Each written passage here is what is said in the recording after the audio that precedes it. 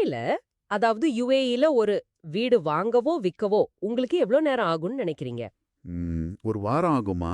இல்ல ஒரு சில நாட்கள்? ரெண்டுமே தப்பு. வெறும் 10 நிமிஷம் தான். 10 நிமிஷமா? ஆமா, நீங்க கேட்டது 100% உண்மை.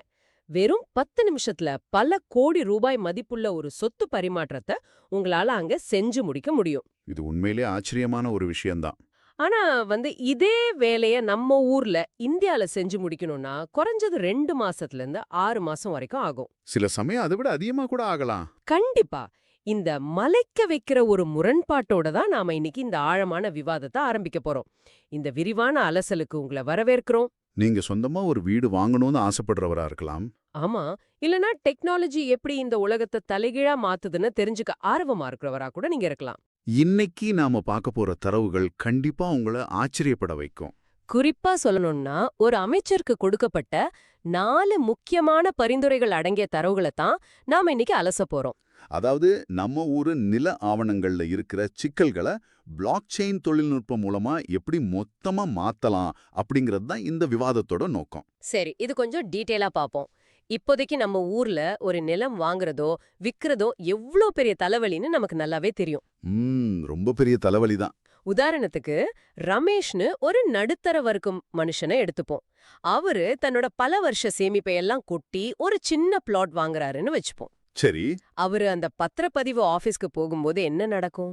வெளியில ஏகப்பட்ட புரோக்கர்கள், உள்ளே எப்பவும் ஒரு பெரிய கூட்ட நெரிசல். ஆமா, எந்த டாக்குமெண்ட்டை எப்ப கொடுக்கணும்னு யாருக்கும் சரியா தெரியாது. கரெக்ட். எதுக்கு எந்த கவுண்டருக்கு போகணும்னு அந்த சிஸ்டமே சாதாரண மக்களுக்கு புரியாத ஒரு புதிரா தானே இருக்கு.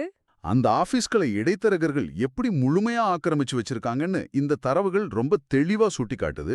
ஆமா, இந்த குழப்பம் வெறும் வெளியில தெரியற கூட்டம் மட்டும் இல்லையே. கண்டிப்பா இல்ல. உள்ளுக்குள்ள சிஸ்டம் அளவுல எக்கச்சக்க ஓட்டைகள் இருக்கு. தற்போதைய அமைப்பை பொறுத்த வரைக்கும் சொத்து வரியில பெரும் அளவுல முறைகேடுகள் நடக்குது. இதைவிட முக்கியமா வழிகாட்டி மதிப்பு, அதாவது சர்க்கிள் ரேட்னு சொல்லுவாங்களே, அதை தவறா பயன்படுத்துறது ரொம்பவே சாதாரணம். அதாவது அரசாங்கம் நிர்ணயிச்ச விலையை விட வெளியில அதிகமா விக்கிறது. சரியா? சரியா சொன்னீங்க. வெளியில பல மடங்கு அதிக விலைக்கு நிலத்தை வித்துட்டு மீதி பணத்தை கணக்குல வராத ரொக்கமா, அதாவது பிளாக் மணியா கைமாற்றுறது இங்க நிறைய நடக்குது. இது ரொம்ப பெரிய பொருளாதார குற்றமாச்சே. ஆமா, இதை விட ரொம்ப மோசமான விஷயம் என்னன்னா, போலி ஆவணங்கள் தயாரிச்சு ஒருத்தரோட நிலத்தை இன்னொருத்தர் விக்கிறதும் நிலத்தை ஆக்கிரமிப்பு செய்யறதும் நிறைய நடக்குது. பல வருஷமா தீர்க்க முடியாத உரிமை சிக்கல்களும் இந்த ரியல் எஸ்டேட் துறையே ஆட்டி படைக்குதுன்னு சொல்லலாம். நிச்சயமா. இருங்க, நீங்க சொல்றத கேட்டா சிஸ்டம் மேல யாருக்கும் நம்பிக்கையே வராது போலியே. இதுல இருக்கிற புள்ளி விவரங்களை பாக்கும்போது எனக்கு உண்மையிலேயே தலை சுத்துது. அந்த எண்கள் ரொம்ப துல்லியமானது. இந்தியால இருக்கிற மொத்த சிவில் வழக்குகள்ல 66% வழக்குகள் வெறும் நிலம் சம்பந்தப்பட்ட பிரச்சனைகள் தானே இந்த டேட்டா சொல்லுது. இது நம்புற மாதிரியா இருக்கு. ஆமா, நம்பிதான் ஆகணும். நம்ம கோர்ட்ல நடக்கிற முக்காவாசி கேஸ் வெறும் நிலத்தகராறு தானா? அது ரொம்பவும் கவலை தரக்கூடிய ஒரு விஷயம். 66% சிவில் வழக்குகள் நிலம் தொடர்பானவே அப்படின்னா, நம்ம நீதிமன்றங்களோட நேரமும் மக்களோட பணமும் எந்த அளவுக்கு வீணாகுதுன்னு யோசிச்சு பாருங்க. ரொம்ப அதிகம். இதுக்கு ஒரு மிக முக்கியமான காரணம் என்னன்னா, இந்தியாவில் இருக்கிற 45% சொத்துக்களுக்கு தெளிவான உரிமை ஆவணங்கள் கிடையாதுன்னு இந்த அறிக்கை சொல்லுது. ஒரு நிமிஷம், 45% சொத்துக்களுக்கு உரிமை ஆவணங்கள் தெளிவா இல்லையா? ஆமா, கிட்டத்தட்ட பாதிக்கு பாதி நிலங்களுக்கு. அப்படின்னா யார் வேணும்னாலும் யாருடைய நிலத்துக்கும் உரிமை கொண்டாட முடியுங்கிற ஒரு ஆபத்தான நிலைமை தானே இங்க இருக்கு. அந்த நிலைமை தான் இப்போ இருக்கு. இவர்தான் இதுக்கு உண்மையான ஓனர் அப்படின்னு சந்தேகமே இல்லாம நிரூபிக்க போதுமான தெளிவான பேப்பர்ஸ் இல்ல. அதனாலதான் 48% சொத்துக்கள், அதாவது கிட்டத்தட்ட பாதி சொத்துக்கள் இப்போ ஏதோ ஒரு வகையில தகராறுலயோ இல்ல கோர்ட் வழக்குலயோ சிக்கியிருக்குன்னு இந்த தரவுகள் சொல்லுதா? அதுதான் நிதர்சனமான உண்மை. இதனாலதான் சொத்து பதிவு திறனை பொறுத்த வரைக்கும் உலக அளவுல நாம ரொம்பவே பின்தங்கி இருக்கோம். எந்த அளவுக்கு பின்தங்கி இருக்கோம்? மொத்தம் 190 நாடுகள் கொண்ட பட்டியல்ல இந்தியா 133வது இடத்துல இருக்கு. இந்த புள்ளி விவரம் நம்ம நிர்வாக அமைப்போட மெத்தனத்தை ரொம்ப தெளிவா காட்டுது. 133வது இடம் ரொம்ப மோசம். இந்த தகராறுகள் எல்லாம் வெறும் புள்ளி விவரங்களோட முடிஞ்சு போறதில்ல. ஒரு சாதாரண நிலப்பிரச்சனை சிவில் நீதிமன்றத்துக்கு போச்சுன்னா அதை தீர்த்து வைக்க சராசரியா 7 வருஷம் ஆகுது. 7 வருஷமா? ஒரு சாதாரண மனுஷன் தன்னோட வாழ்நாள்ல இவ்ளோ பெரிய காலத்தை கோர்ட்டு படிக்கட்டுகள்ல கழிகிறது எவ்ளோ பெரிய மன உளைச்சல். ரொம்ப பெரிய மன உளைச்சல் தான். அது மட்டும் இல்ல, இன்னொரு அதிர்ச்சியான புள்ளிவிவரம் இதுல இருக்கு. 6.2 கோடி சொத்து ஆவணங்கள் இன்னும் டிஜிட்டல் மயமாக்கப்படாம காகித வடிவிலேயே நிலுவையில இருக்குன்னு சொல்லிருக்காங்க. ஆமா, 6.2 கோடி ஆவணங்கள். கரையான்களுக்கும் மழைத்தண்ணிக்கும் தீ விபத்துகளுக்கும் ரொம்ப ஈஸியா இரையாக்கூடிய பேப்பர்கள்ல மக்களோட கோடிக்கணக்கான ரூபாய் மதிப்புள்ள சொத்துரிமை முடங்கி கிடக்குது. இது எந்த வகையில நியாயம்? இது ரொம்ப முக்கியமான ஒரு பாயிண்ட். இது கேட்டுட்டு இருக்கிற நீங்க கொஞ்சம் யோசிச்சு பாருங்க. இந்த எண்கள் எல்லாம் வெறும் எண்கள் அல்ல. கண்டிப்பா. இது சாமானிய மனுஷங்களோட பல வருஷ உழைப்பு, அவங்களோட வியர்வையையும் ரத்தத்தையும் மூலதனமா வச்சு வாங்கின சொத்துக்கள். ஒரு குழுமத்தோட எதிர்கால பாதுகாப்பே இந்த ஒரு சின்ன நிலத்தை நம்பிதான் இருக்கு. ஆமா, அதுதான் உங்க வாழ்க்கை. 7 வருஷம் கோர்ட்டுக்கு அலைவதும் எப்போ போலி பத்திரம் வருமோன்னு பயந்துட்டே இருக்கிறதும் மக்களோட நிம்மதியை மொத்தமா அழிச்சிடுது. இது வெறும் பொருளாதார பிரச்சனை மட்டும் கிடையாது, இது ஒரு மிகப்பெரிய சமூக பிரச்சனை.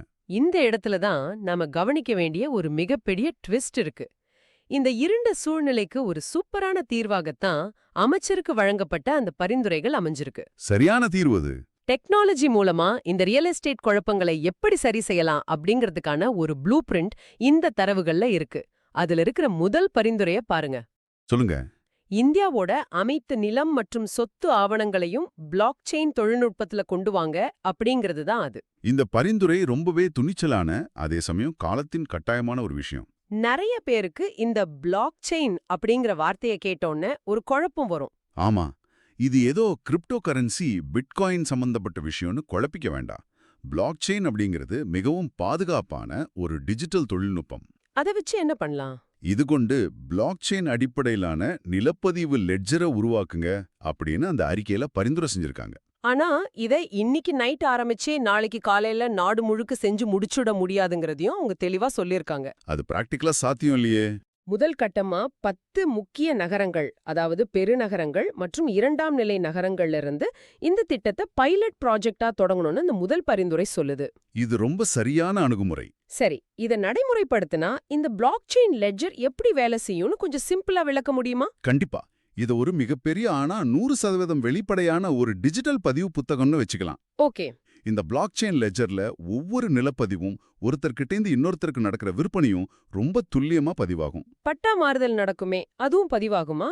ஆமா, குறிப்பா சொல்லணும்னா பட்டா மாறுதல் அப்படின்னு சொல்றோமே, அதுவும் ஒரு தலைமுறையிலிருந்து அடுத்த தலைமுறைக்கு நிலம்புற வாரிசுரிமையும் இந்த லெட்ஜர்ல உடனுக்குடன் ரெக்கார்ட் ஆயிடும். உடனுக்குடன் ரெக்கார்ட் ஆயிடுமா? ஆமா, இந்த தரவுகள் எல்லாமே ஒரு சங்கிலி தொடர் போல ஒன்னோட ஒன்னு லாக் செய்யப்பட்டிருக்கும். கொஞ்சம் பொறுங்க, நீங்க சொல்றத பார்த்தா இது நம்ம சாதாரண கம்ப்யூட்டர் டேட்டாபேஸ் மாதிரி தானே தெரியுது. நம்ம அரசாங்க சர்வர் அடிக்கடி டவுன் ஆகுமே, அந்த மாதிரி இதுவும் டவுன் ஆகாதா? அதுதான் இதுல இருக்கிற வித்தியாசமே. இல்ல, எனக்கு தெரிஞ்ச ஒரு அதிகாரியோ இல்ல ஹேக்கரோ உள்ள புகுந்து என் பேர்ல இருக்கிற நிலத்தை அவங்க பேருக்கு மாத்திட்டு டேட்டாவை டிலீட் பண்ணிட்டா என்ன பண்றது? இதுல என்ன அத்தனை ஸ்பெஷல்? அங்குதான் பிளாக் செயினோட மேஜிக்கே இருக்கு. சாதாரண டேட்டாபேஸ்க்கும் இதுக்கும் ரொம்ப பெரிய வித்தியாசம் இருக்கு. என்ன வித்தியாசம்? பிளாக் செயின் தொழில்நுட்பத்தோட மிக முக்கியமான சிறப்பம்சமே இது நேர முத்திரை கொண்டது. அதாவது டைம் ஸ்டாம்ப். ஓகே.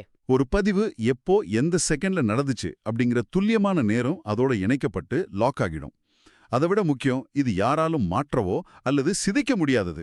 சிதைக்க முடியாததுன்னா டேம்பர்ட் ப்ரூஃப்னு சொல்றீங்களா?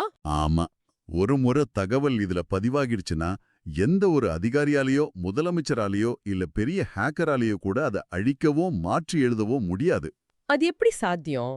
ஏன்னா அந்த டேட்டா ஒரு சர்வர்ல இருக்காது, ஆயிரக்கணக்கான சர்வர்ல பரவலா இருக்கும். ஓகே, பிளாக் செயின்ல ஏத்துனப்புறம் மாத்த முடியாது, சூப்பர். ஆனா எனக்கு இங்க ஒரு பெரிய சந்தேகம் வருது. கேளுங்க.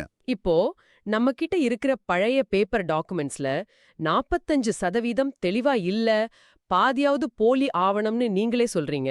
ஆமா, அதுதான் நிலைமை.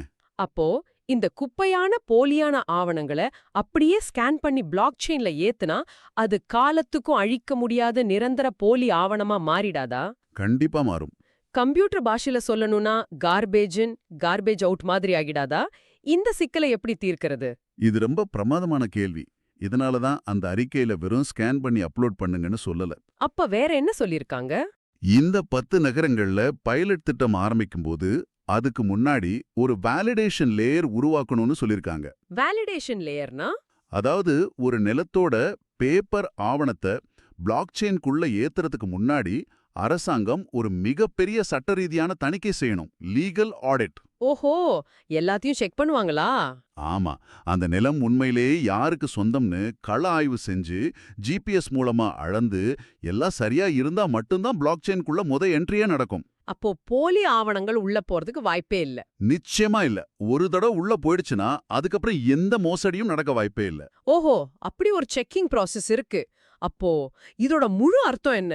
ஒரு சாமானிய மனுஷனுக்கு இந்த தொழில்நுட்பம் எந்த வகையில நேரடியா பயன் தரும்? இது சாமானிய மக்களுக்கு ஒரு மிகப்பெரிய வரப்பிரசாதம்.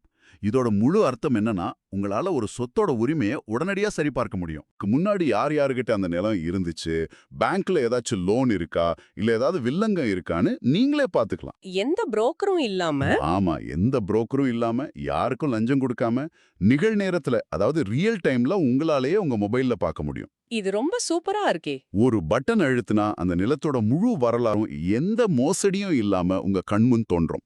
இததான் பிளாக் செயினோட உண்மையான சக்தி. அப்போ போலி பத்திரங்கள் தயாரிச்சு நிலத்தை விக்கிற மோசடிகளுக்கு நிரந்தரமா முற்றுப்புள்ளி வைக்க முடியும்னு சொல்றீங்க. இது உண்மையில ஒரு மாபெரும் புரட்சி தான். கண்டிப்பா ஒரு புரட்சி தான். இதை நாடு முழுக்க செயல்படுத்தி ஒரு தேசிய பிளாக் செயின் பதிவேடு உருவாக்கப்பட்டால் அதோட தாக்கம் எந்த அளவுக்கு பெருசா இருக்கும்? இங்க கவனிக்க வேண்டிய இன்னொரு சுவாரஸ்யமான விஷயம் என்னன்னா, இதோட மாபெரும் பொருளாதார பயன்கள் தான். பொருளாதார பயன்களா? ஆமா, ஒரு தேசிய பிளாக் செயின் பதிவேடு உருவாக்கப்படும் போது நில ஆவணங்கள் எல்லாமே தெளிவா சிதைக்க முடியாததா மாறிடும். போலி ஆவணங்கள் மூலம் நிலத்தை ஆக்கிரமிக்கிறது முற்றிலுமா சாத்தியமில்லாம போயிடும். அப்போ தகராறுகள் குறையும் இல்லையா? ரொம்பவே குறையும். தகராறுகள் குறையும் போது நீதிமன்றங்கள் மேல இருக்கிற சுமை பெருமளவு குறையும். இது ஒரு பக்கம் இருக்கட்டும். இன்னொரு பக்கம் இது நடுத்தர மக்களோட பொருளாதாரத்துல ஒரு பெரிய மேஜிக் செய்யும். ஆமா, இந்த தரவுகள்ல முடங்கிய மூலதனம் பத்தி ரொம்ப அழுத்தி சொல்லிருக்காங்க. Dead capital. சரியா கவனிச்சிருக்கீங்க. இப்போ பல பேரோட சொத்துக்கள் ஆவணம் சரியில்லாததால எந்த பயனும் இல்லாம முடங்கி கிடக்குது. பிளாக் செயின் மூலமா ஆவணங்கள் 100% தெளிவடையும் போது நடுத்தர மக்களோட அந்த சொத்து மதிப்பு விடுவிக்கப்படும் இதுல குறிப்பிட்டிருக்காங்க இல்லையா? ஆமா, அவங்க வாழ்க்கை தரம் உயரும்னு சொல்லிருக்காங்க. இத கொஞ்சம் விளக்க முடியுமா? கண்டிப்பா. இப்போ ஒரு சாதாரண நடுத்தர குடும்பஸ்தர் தன்னோட புள்ளையோட படிப்புக்கோ இல்ல ஒரு பிசினஸ் ஆரம்பிக்கவோ லோன் கேட்க பேங்க்குக்கு போறாருன்னு வைப்போம். சரி.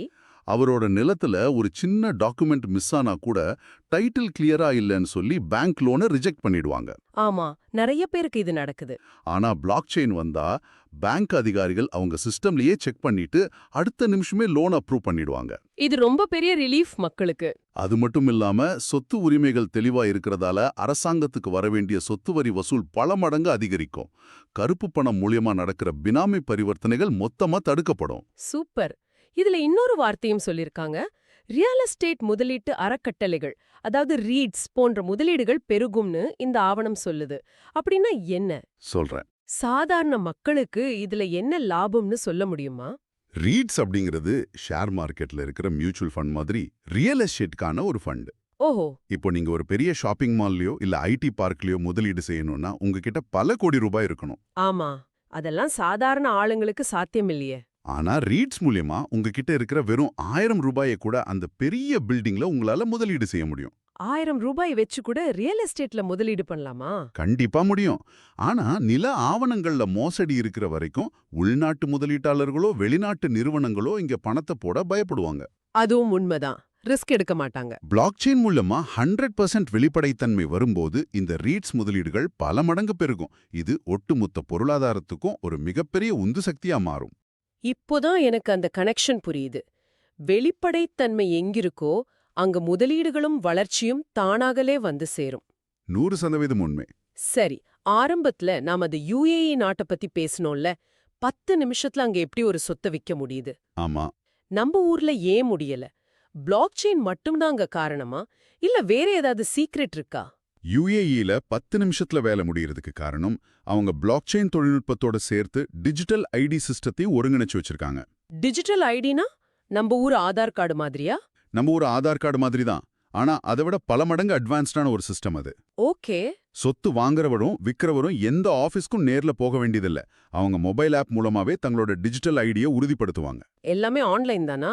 ஆமா, பிளாக் செயின்ல இருக்கிற ஸ்மார்ட் கான்ட்ராக்ட் அப்படிங்கிற சிஸ்டம் வாங்குறவர் அக்கவுண்ட்ல பணம் இருக்கான்னு செக் பண்ணும், விக்கிறவர் பேர்ல நிலம் இருக்கான்னு செக் பண்ணும். ரெண்டுமே கரெக்டா இருந்தா அடுத்த செகண்ட் பணம் இவர் அக்கவுண்ட்டுக்கும் நிலம் அவர் பேருக்கும் மாறிடும். இதுக்கு நடுவுல எந்த அதிகாரியும் புரோக்கரும் கிடையாது. இது கேக்குறதுக்கே ரொம்ப ஆச்சரியமா இருக்கு. அதனால தான் அங்க நிலம் தொடர்பான தகராறு விகிதம் 1% குறைவா இருக்கு. வேற எந்தெந்த நாடுகள்ல இந்த சிஸ்டம் சக்சஸ்ஃபுல்லா நடக்குது? ஸ்வீடன் நாட்டு எடுத்துக்கிட்டீங்கன்னா அங்க ஒரு சொத்து பரிமாற்றத்தை வெறும் ஒரே நாள்ல முடிச்சிட முடியும். அங்க தகராறு விகிதம் வெறும் 2% தான். ஒரே நாள்ல? அதே போல ஜார்ஜியா நாட்டுல 3 நாள்ல பரிமாற்றம் முடிஞ்சிடும். அங்க தகராறு விகிதம் வெறும் 1% தான். இது எல்லாமே பிளாக் செயின் பண்ணுன மேஜிக் தானா? ஆமா, இந்த நாடுகள் எல்லாமே தங்களோட நில ஆவணங்களை மின்னணுமயமாக்கி அதை வெளிப்படையான பிளாக் செயின் தொழில்நுட்பத்துக்குள்ள கொண்டு வந்ததோட விளைவுதான் இந்த வேகமும் நம்பகத்தன்மையும். இந்த நாடுகளோட இந்தியாவை ஒப்பிட்டு பார்க்கும்போது தான் நமக்கு நம்ம நிலைமையோட வீரியம் புரியுது. கண்டிப்பா. ஒரு பக்கம் யுஏஇல 10 நிமிஷம், ஸ்வீடன்ல 1 நாள், ஜார்ஜியால 3 நாட்கள், அதுவும் வெறும் 1 அல்லது 2% தகராறுகள். ஆனா மறுபக்கம் நம்ம இந்தியாவில 2 முதல் 6 மாசங்கள் காத்திருப்பு, அது போக 48% தகராறு விகிதம். இந்த முரண்பாடு ரொம்ப பெருசு. ரொம்ப ரொம்ப பெருசு. நாமளும் உலக வல்லரசா மாற துடிக்கிற இந்த வேளையில அடிப்படை உள்கட்டமைப்பான நில ஆவணங்கள்ல இவ்வளவு பெரிய தொழில்நுட்ப இடைவெளி இருக்கிறத நாம உடனே சரி செஞ்சாகணும். 100% உண்மை. இந்த 2 முதல் 6 மாசங்கள் காத்திருப்பு அப்படிங்கிறது வெறும் அரசாங்கத்தோட தாமதம் கிடையாது. வேற என்ன? இது ஊழலுக்கும் அதிகார துஷ்பிரயோகத்துக்கும் இடைத்தரகர்களோட ஆதிக்கத்துக்கும் வழிவகுக்கிற ஒரு இரண்ட காலகட்டம். தொழில்நுட்பம் இந்த இடைவெளிய, அதாவது 6 மாசங்களுக்கும் 10 நிமிஷங்களுக்கும் உள்ள அந்த மாபெரும் இடைவெளிய கணிசமா குறைக்கும் வல்லமை கொண்டது. நிச்சயமா. பிளாக் செயின் தொழில்நுட்பம் நம்ம இந்திய நில ஆவண சந்தைய உலரத்தரத்துக்கு உயர்த்தும் ஒரு பாலமா அமையும் அப்படிங்கறதுல எந்த மாற்று கருத்தும் இல்ல. இப்போ நாம இந்த ஆழமான விவாதத்தோட நிறைவு பகுதிக்கு வந்துட்டோம். இதுவரைக்கும் நாம பார்த்த தரவுகளோட முக்கிய அம்சங்களை சுருக்கமா சொல்லணும்னா, சொல்லுங்க. இப்போதைய நம்ம நில ஆவண சந்தைங்கிறது 66% கோர்ட்டு கேஸ்களோட 45% தெளிவற்ற ஆவணங்களோட ஒரு சாதாரண நிலப்பிரச்சனைக்காக 7 வருஷம் இழுத்தடிக்கிற ஒரு ரொம்பவே குழப்பமான அமைப்பா இருக்கு. ஆனா அந்த நிலைமையிலிருந்து நம்ம வெளியே வரணும்னா இந்தியாவோட நில ஆவணங்களை தேசிய பிளாக் செயின் பதிவேடு மூலமா மாற்றி அமைக்கணும் அப்படிங்கிறது தான் அந்த அறிக்கை அமைச்சருக்கு கொடுத்திருக்கிற முக்கியமான பரிந்துரை. அதனால கிடைக்க போற லாபங்கள், இது மூலமா சிதைக்க முடியாத தரவுகள் கிடைக்கும், உடனடியா உரிமை சரிபார்ப்பு நடக்கும், மோசடிகளை தடுக்கிற 100% வெளிப்படைத்தன்மை உருவாகும். அப்போ நாமும் ஒரு நாள் யுஏஇ, ஸ்வீடன் மாதிரி நாமளும் ஒரு கட்டத்துல 10 நிமிஷத்திலயோ இல்ல ஒரு சில நாட்கள்லயோ பத்திரப்பதிவை பாதுகாப்பா முடிக்க முடியும். இத கேட்டுட்டு இருக்கிற நீங்க கொஞ்சம் யோசிச்சு பாருங்க. உங்க குடும்ப சொத்து பத்திரங்கள் இன்னைக்கு எவ்வளவு பாதுகாப்பா இருக்கு, அதை சரிபார்க்க நீங்க எந்த அளவுக்கு அலைஞ்சிருப்பீங்க? ஆமா, நிறைய அலைச்சல் இருந்திருக்கும். உங்க தாத்தாவோ இல்ல அப்பாவோ வாங்கின ஒரு சின்ன நிலத்துக்காக நீங்க நீதிமன்றத்திலயோ இல்ல தாலுகா ஆபீஸ்லயோ எவ்வளவு காலத்தை வீணடிச்சிருப்பீங்கன்னு இந்த விவாதம் உங்களுக்கு கண்டிப்பா நினைவூட்டிருக்கும். இந்த நிலைமை கண்டிப்பா மாறணும். அந்த மாற்றத்துக்கான முதல் படிதான் நாம இன்னைக்கு விவாதிச்ச இந்த பிளாக் செயின் தொழில்நுட்ப பரிந்துரைகள். இறுதியா உங்ககிட்ட ஒரு கேள்வியை முன் வச்சு இந்த விவாதத்தை நான் நிறைவு செய்ய விரும்புறேன். டெக்னாலஜி அப்படிங்கிறது வெறும் பேப்பர்களை ஸ்கேன் பண்ணி டிஜிட்டலா மாத்துறது கிடையாது. உண்மைதான். தலைமுறையா நடந்துட்டு வர அதிகார துஷ்பிரயோகத்தையும் இடைத்தரகர்களோட ஆதிக்கத்தையும் வேரோட அழிக்கிற ஒரு ஆயுதம். ஒரு சாதாரண நில ஆவணங்கள்லயே பிளாக் செயின் மாதிரி ஒரு 100% வெளிப்படையான தொழில்நுட்பம் சாத்தியம் அப்படின்னா வேற எதுல சாத்தியம்னு கேக்குறீங்க? ஆமா, நம்ம அன்றாட வாழ்வில நடக்கிற வேற எந்தெந்த விஷயங்கள்ல இந்த வெளிப்படைத்தன்மையை கொண்டு வர முடியும்னு கொஞ்சம் சிந்திச்சு பாருங்க. ஒரு நல்ல கேள்வி இது. நம்ம ஓட்டு போடுற மெஷின்கள்ல, அரசாங்கம் டெண்டர் விடுற கான்ட்ராக்டுகள்ல, இல்ல அரசுக்கு நாம கட்டுற வரி பணத்துல, ஒட்டுமொத்த அரசாங்க இயந்திரமுமே இப்படிப்பட்ட ஒரு தொழில்நுட்பம் மூலமா 100% வெளிப்படையா மாறினா நம்ம நாடு எப்படி இருக்கும்? அது ஒரு மிகப்பெரிய மாற்றமா இருக்கும். உங்க கற்பனைக்கே இத விட்டுடுறோம். தொடர்ந்து சிந்திங்க. இந்த விரிவான அலசல்ல எங்களோட இணைந்திருந்ததற்கு நன்றி. விடை பெறுகிறோம். நன்றி, வணக்கம்.